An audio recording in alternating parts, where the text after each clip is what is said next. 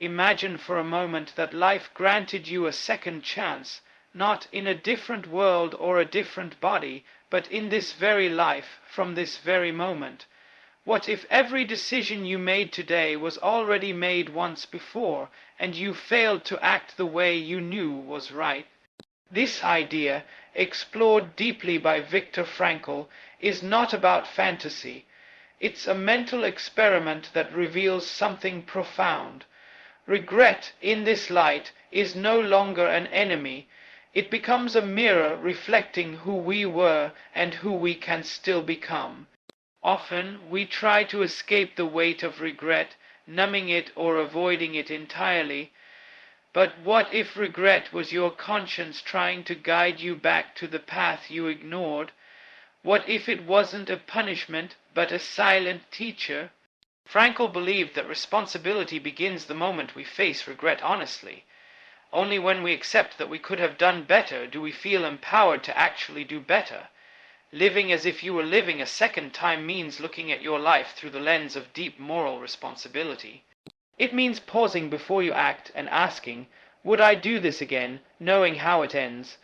This approach turns your everyday choices into opportunities for redemption. Even small moments take on sacred weight. How you speak to a loved one, how you respond to failure, how you spend a lazy afternoon. Suddenly, time is no longer infinite and taken for granted. It's urgent and full of meaning. In Frankl's view, time itself becomes a question. What are you doing with the gift you've been given again? When we live this way, regret loses its sting and transforms into resolve. We stop blaming circumstances and start holding ourselves accountable, gently but firmly. This is not about perfection, it's about courage.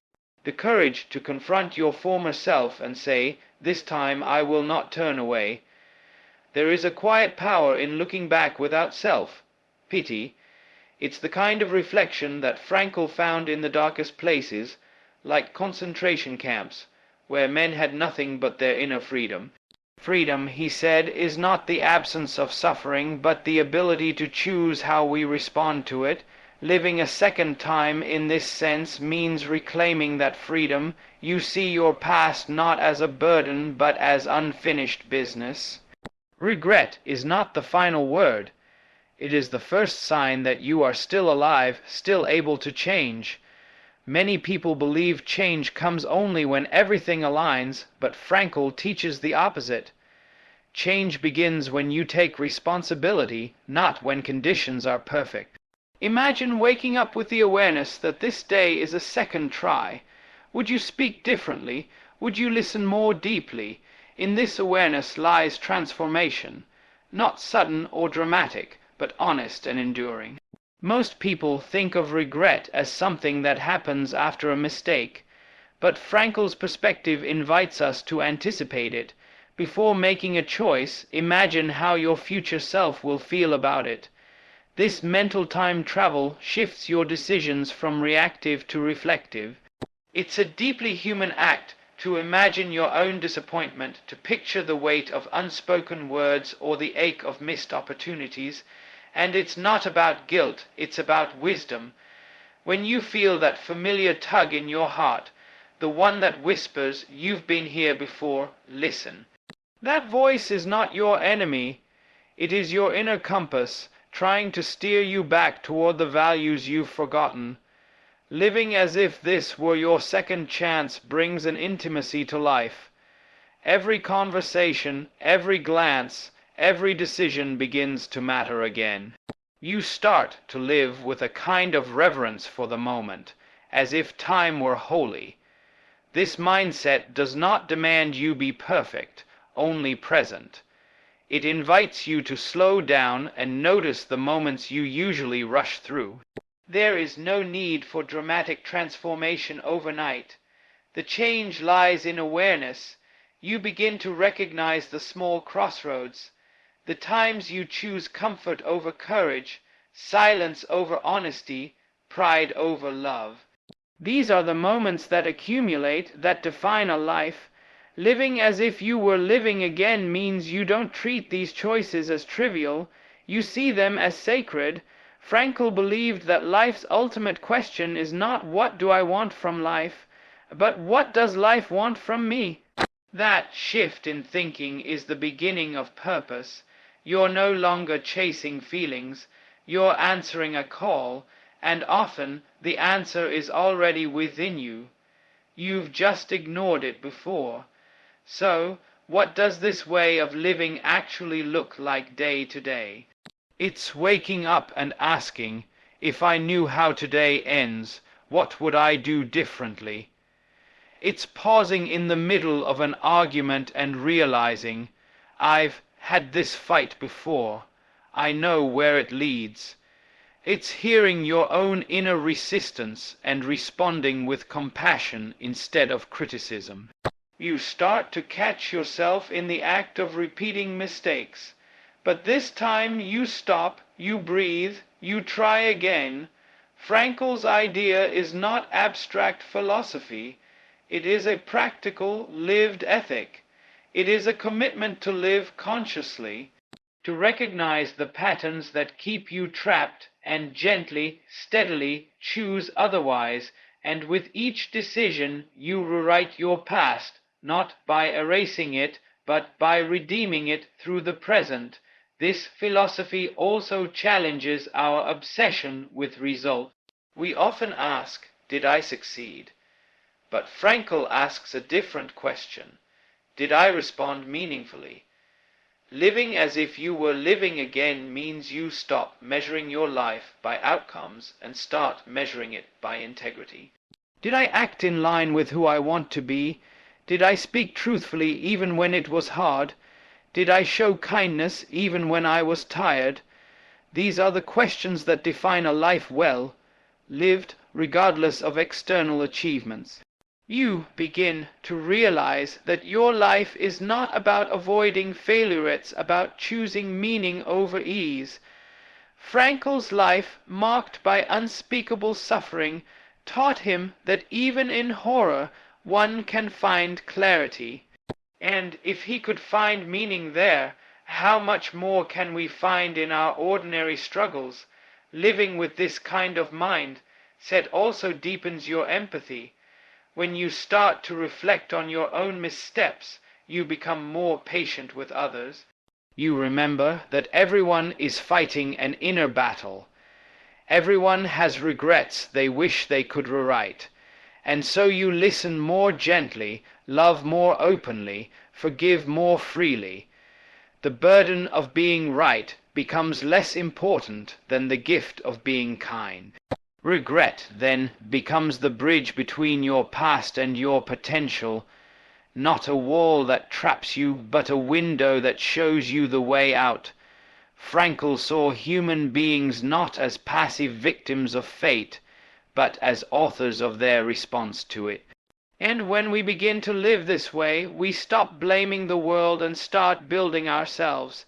In the end, this way of living does something profound to your sense of time. You stop rushing toward the future, hoping for redemption later. You realize that redemption begins now, in this exact moment. The past cannot be changed, but it can be answered, and it is answered not with regret, but with resolve. The next time you face a familiar choice, let the memory of regret be your guide.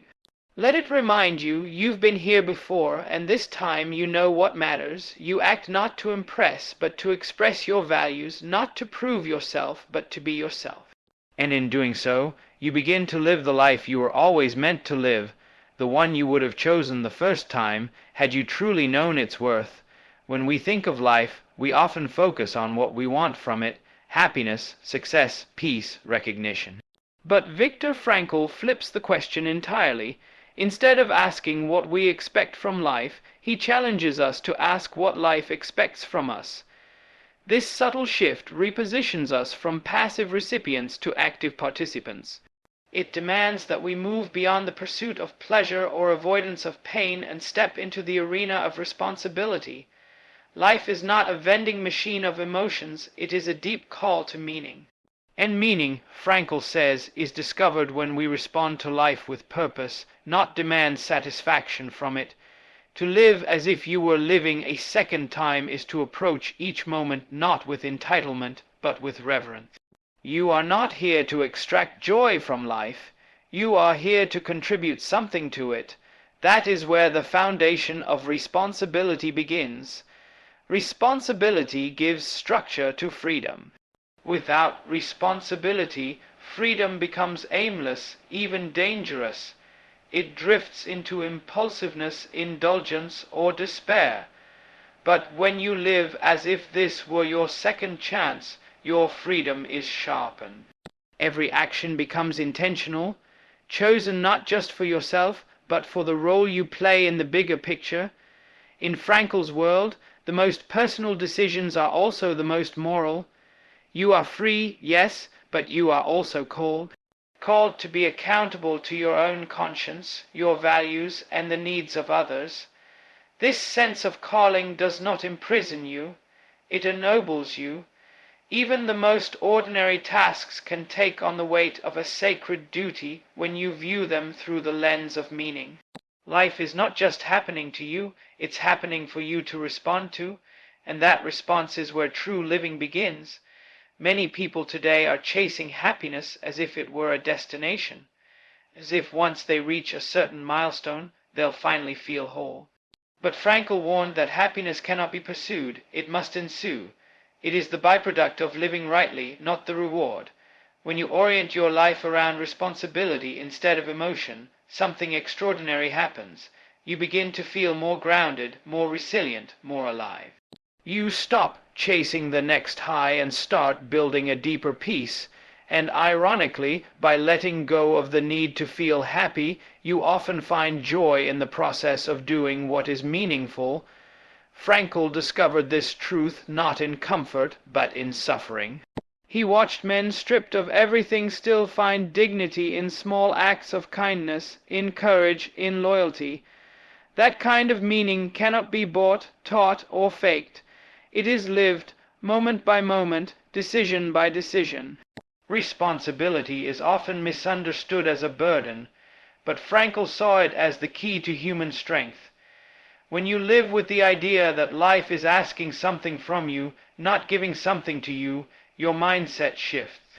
You no longer wait for the right conditions, you create them through your actions. Responsibility means that even when life feels unfair, you still have a choice in how you respond. That choice, according to Frankl, is where your true power lies. You are not a victim of fate unless you surrender your freedom to act with meaning.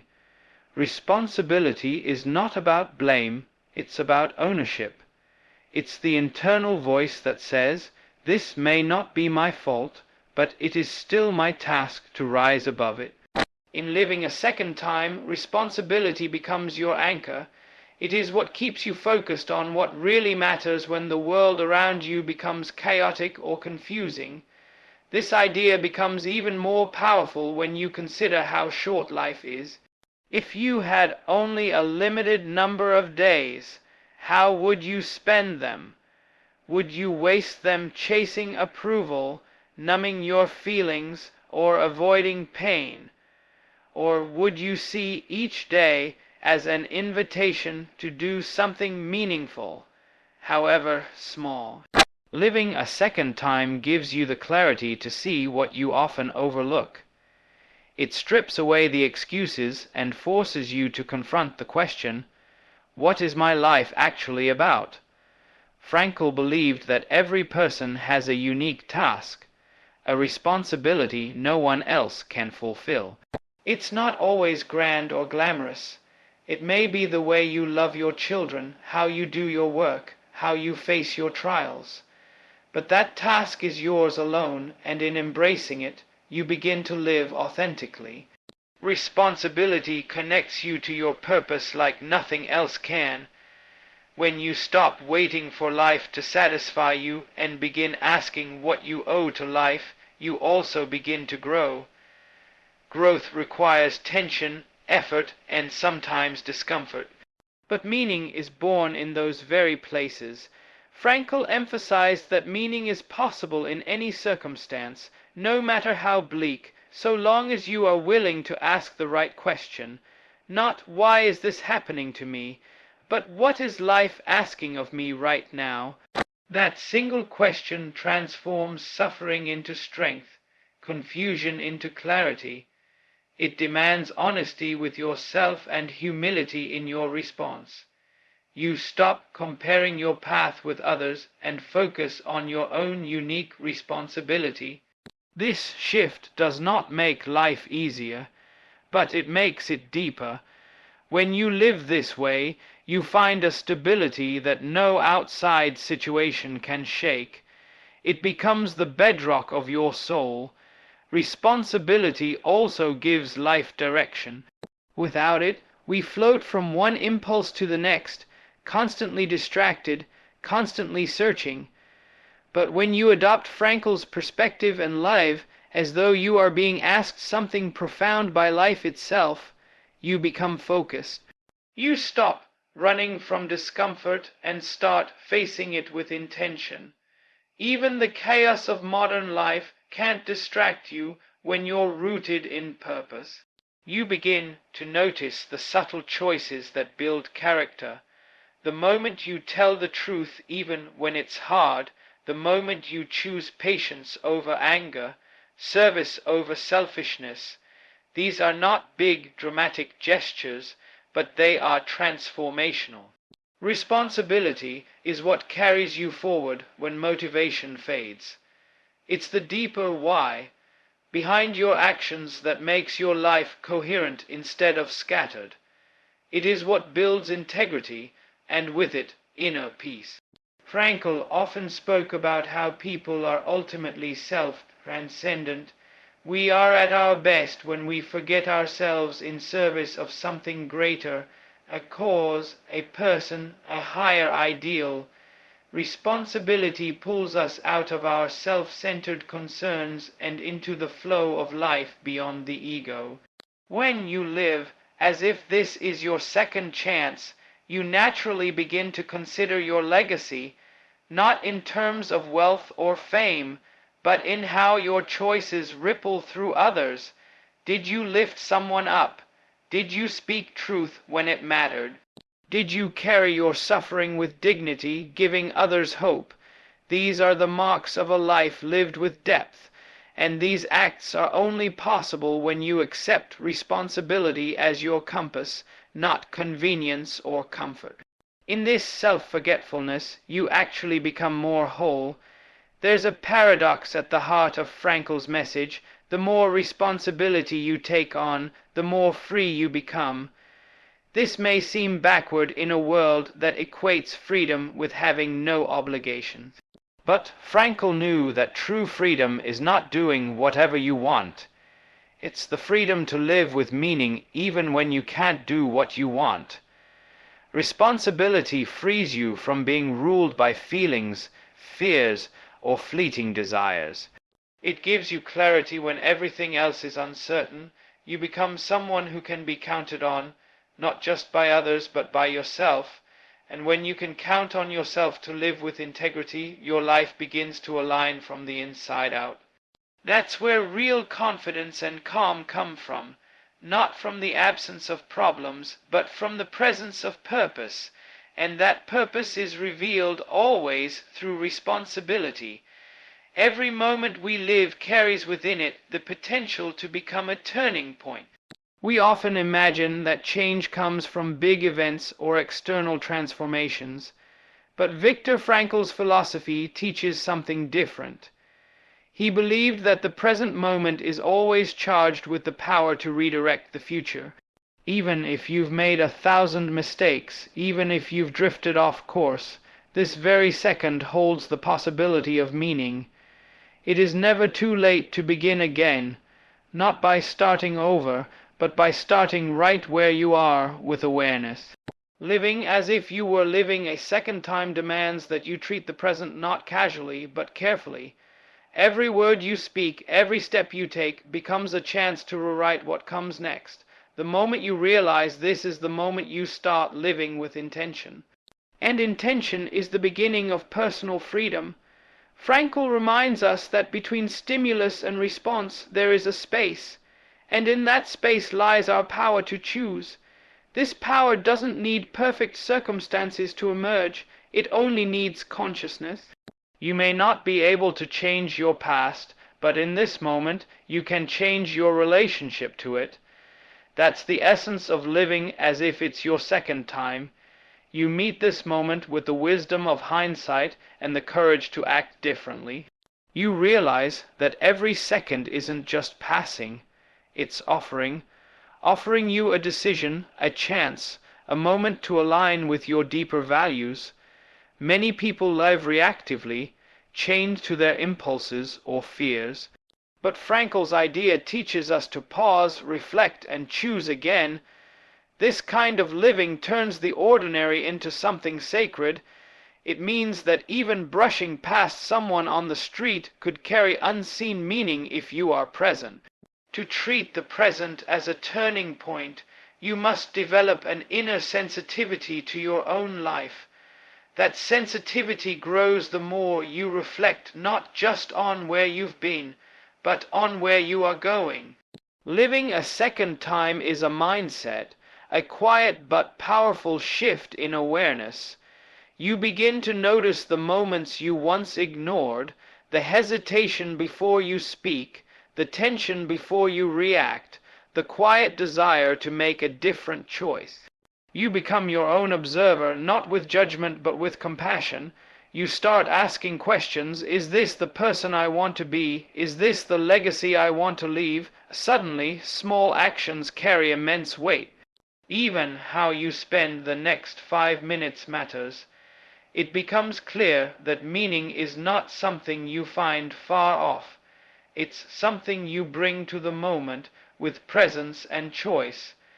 Frankl's own life shows us that the present can be elevated even in the darkest places. In the concentration camps, where suffering was constant, he discovered that a man could still choose how to suffer. Even there, meaning was possible. This truth shatters the illusion that we must wait for life to get better before we can live better. The present moment becomes the answer, not the question. And when you live as if it's your second time, you carry that lesson everywhere. You no longer postpone love, honesty, forgiveness, or discipline. You understand that now is all you ever truly have. That makes now powerful. It becomes a place where the past no longer controls you and the future no longer frightens you. In this present moment, you are free not from pain, but from passivity. You respond with intention, not instinct. This awareness demands stillness, not the absence of activity, but the presence of clarity. In our fast-paced world, it's easy to be swept away by noise, routine, and distraction. But to live as if this is your second chance, you must slow down enough to hear your own soul. You must develop a relationship with the now. Frankl believed that meaning is often missed because we move too fast to see it. But when you pause, breathe, and observe, you begin to notice the richness embedded in the present. You see the opportunity to speak kindly when you once would have been silent. You see the choice to rise early when you used to delay. These are not just habits, they are signals of transformation. Every one of them stems from treating today as a second gift, not a given. Often, the reason we don't treat the present with importance is because we assume there's more time. We act as if life is infinite and therefore we waste it. But the truth is, time is the one resource you can never reclaim. Living a second time means living as if you're aware of this truth, not in fear but in reverence. It means recognizing that this day may be your last chance to show love, to create, to heal, to become. That awareness doesn't paralyze you, it awakens you. Suddenly, scrolling endlessly feels like theft from your own life. Empty conversations feel hollow. Regret becomes a teacher, not a weight. You begin to value each moment as something precious, something worthy of your best self. And in doing so, you begin to live deeply rather than just exist. There is also a kind of forgiveness that comes with living in the present. When you see now as a turning point, you stop defining yourself by past failures. You allow yourself to grow beyond your own history. Frankl believed that we are not determined by what has happened to us, but by how we choose to respond going forward. This means you are not your mistakes, you are your next move. Living a second time is a radical form of self-redemption. It's the act of looking at your flaws, not with shame, but with willingness to evolve, to try again, to move toward meaning. The present does not demand perfection. It invites participation. And when you participate fully with heart and honesty, life begins to shift. The past becomes a chapter, not the whole story. It is also in the present that relationships are healed. We often wait for the perfect moment to say what matters, to forgive, to connect. But what if this is the moment you've already waited for once and missed? Living a second time means not putting off love or vulnerability. It means realizing that silence has its cost and words have their time. You begin to speak from a place of presence, not performance. You start showing up not just physically, but emotionally. Every small act of connection becomes profound. You look someone in the eye a little longer. You choose to stay in the conversation when you'd usually check out. These shifts may seem minor, but they change the fabric of your life, because the quality of your present defines the quality of your relationships, and your relationships define much of your meaning. Living with the present as a turning point also means becoming responsible for your attention. Where your attention goes, your life goes. If you scatter it on distractions, regrets, or fantasies, your life feels scattered too. But when you anchor it in the here and now, you become powerful. Frankl's idea isn't just a moral lesson, it's a spiritual practice. It's the quiet discipline of returning over and over to this breath, this thought, this opportunity. You begin to live with awareness that you have a role to play in this world, that the moment you're in isn't an accident, it's an assignment. Whether big or small, easy or difficult, the present is the only place your strength, your courage, and your meaning can be expressed. That is where transformation becomes real. Regret is one of the most powerful emotional forces in a human life, and yet it is often misunderstood. We try to avoid it, run from it, bury it beneath distraction or denial. But Viktor Frankl offers us a radically different approach. He asks us to live as if we were living a second time, which means living with the foresight of someone who already knows what they'll regret. This mindset transforms regret from something passive and painful into something active and useful. Instead of waiting until the end to see what we wish we had done, we look at life now through the eyes of someone already standing at the finish line. What choices will you wish you had made? What conversations will you wish you had started? What fears will you wish you had overcome? These questions are not just theoretical. They are guides for how to live fully today. Regret has the power to sharpen our sense of meaning because it reveals what truly matters. We don't regret every little mistake. We regret what touches our values. We regret the words we didn't say to someone we love. We regret not pursuing the calling we felt deeply in our soul. We regret the moments we let fear win and the times we chose comfort over courage. These regrets are not punishments, they are lessons in what our hearts long to do. Living a second time means carrying those lessons into the present before it's too late. It invites us to confront our values and measure our actions against them. It asks us to act now while we still can, while the people we care about are still here, while our bodies and minds still have strength. Regret loses its grip when it becomes fuel instead of weight. Most people imagine the end of their lives as something far off, and so they postpone the choices that matter most. But what if the end came sooner than expected? What if you were standing at the edge of your life, looking back?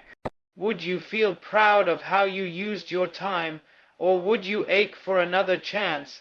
This is the question Frankl silently places in our hands. It is not meant to scare us.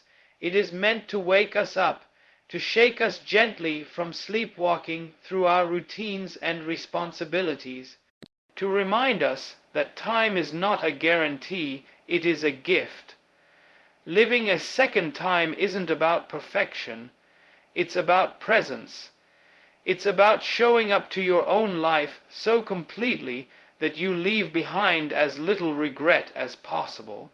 That doesn't require radical change, it requires daily honesty. When we live with the awareness of future regret, we begin to live with deeper courage. The things that once felt scary, vulnerability, risk, failure, suddenly become small in comparison to a lifetime of wondering what if. You begin to see that fear is temporary, but regret can linger for decades. So you make the call, you write the letter, you start the project that's been sitting in your heart for years, you apologize. You tell the truth, you forgive, because now you are guided not just by impulse or desire, but by the wisdom of your own imagined future. This is not just an emotional exercise, it's a moral compass. It helps you prioritize what is essential. When you live this way, your days become more than routines. They become responses to the deep inner call to live meaningfully. Frankl believed that the greatest human task is not to seek pleasure or avoid pain, but to find meaning. And meaning is often clearest when we ask what we would regret not doing. What story will your life tell? What example will you leave behind for those who watch you, learn from you, love you? To live a second time means writing that story now in real time with intention. It means you stop delaying the life you dream about and start living pieces of it today, even in small ways. It could mean walking your child to school and really listening. It could mean saying, "I love you," with eye contact, not just habit. It could mean putting the phone down to create, to build, to rest, to reflect. You don't need more time. You need more depth in the time you already have. Regret is also deeply tied to the relationships we fail to nurture. We assume the people we care about will always be there. We assume there's always another day to say what matters. But many regrets are born from the assumption that time is endless. Living as if it's your second time breaks that illusion. It teaches you to say the thing you're afraid to say, not recklessly, but sincerely. It pushes you to be present with people, not just physically, but emotionally. You ask yourself, if this were my last conversation with this person, would I be proud of how I handled it? That question alone can soften your heart, awaken your empathy, and humble your ego. It creates a way of being where love is no longer postponed and where connection is not taken for granted. We also carry regrets not just for what we didn't say or do, but for who we didn't become. We shrink ourselves to fit into roles, routines, expectations, but deep inside we know when we're betraying our potential. Living a second time calls you to face the question, am I becoming who I am meant to be? That question can be uncomfortable, but it's sacred. It doesn't demand that you have everything figured out. It simply invites you to stop hiding, to stop waiting until everything is perfect to take the next step. That step could be small, but it breaks the pattern of regret. It puts you back on the path of becoming.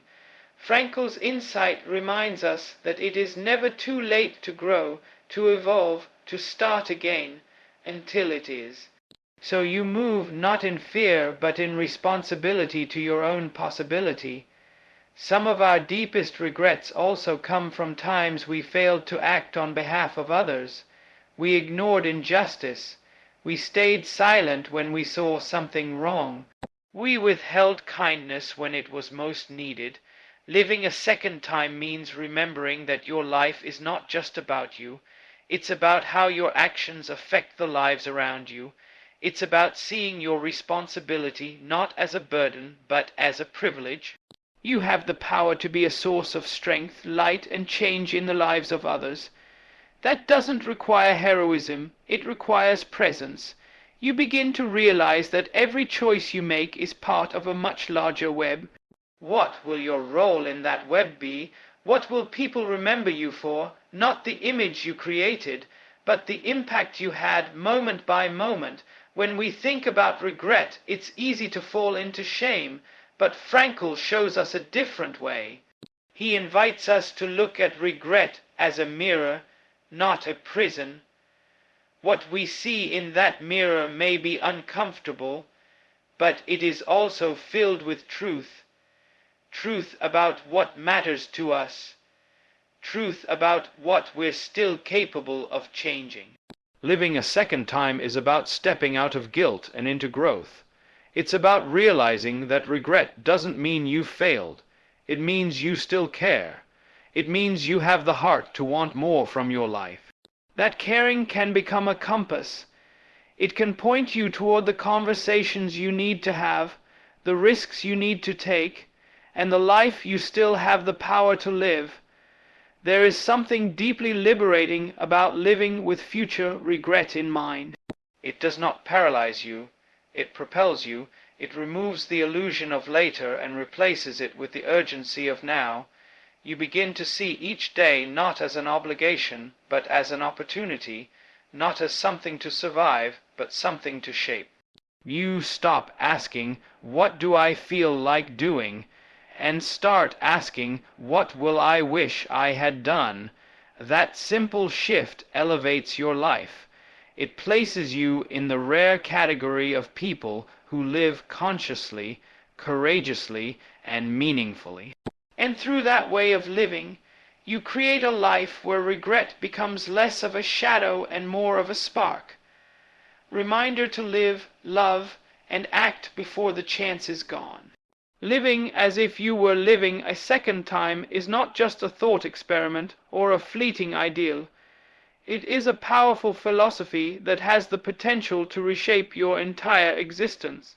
It encourages you to confront the way you live, the choices you make, and the relationships you nurture with a profound sense of responsibility and intentionality.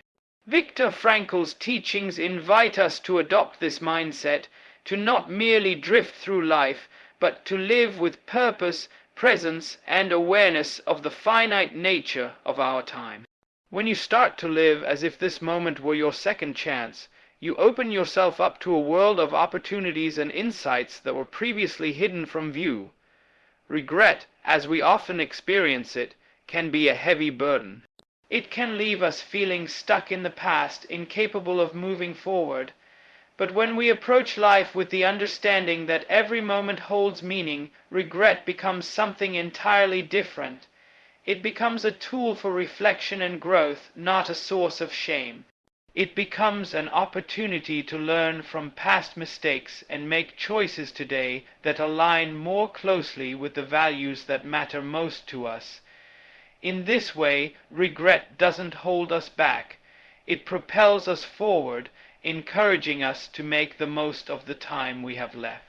The beauty of living as if you had a second chance is that it doesn't require perfection, it requires participation.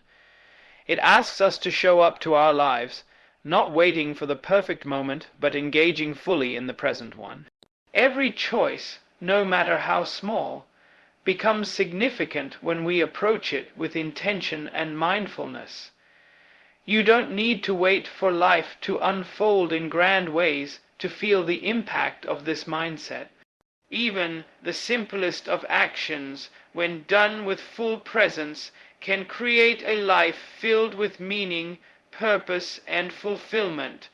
Frankl's wisdom reminds us that while we cannot always control our circumstances, we can always control our responses to them.